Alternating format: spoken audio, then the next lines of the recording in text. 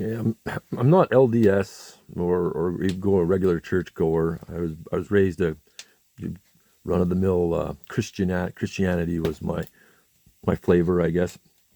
But so whatever I say, does you take it with a grain of salt, you know. But my experience is growing up in a small town that's mainly Mormon LDS populated. They built the town basically in the surrounding areas, and it's a big, heavy presence there. You know, a small town of like so many people. They got so many churches and seminary building stuff, and that religion has to be looked at for what it is. It takes the Bible and it bases it off of Christianity just to get their foot in the door, and then they have their version of the add-on to it, which is never really meant to be part of the canonical of the actual Bible itself. It's written by Joseph Smith, who from what my research is a bloody magician, man, and a con man, and a womanizer, and I don't really think he spoke much with any higher power at all. Like he's not a prophet. That's for sure. He's just a they when their religion grew so fast, it was because of their missionary work. And the money that went into the church, everybody had to pay tithing, 10% of their income. The church grew fast, and now it's one of the bigger religions out there. But that truly, what God would ask you to pick one religion, which was more right or wrong over the others.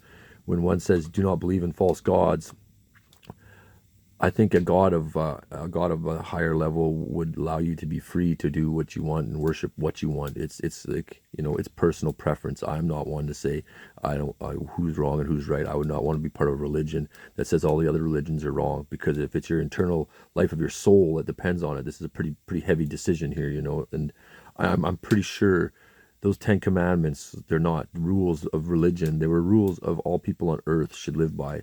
Those set of the commandments are part of every religion, has their own version of it, like somewhere in there, those ten instructions. And I don't think they were ever meant to be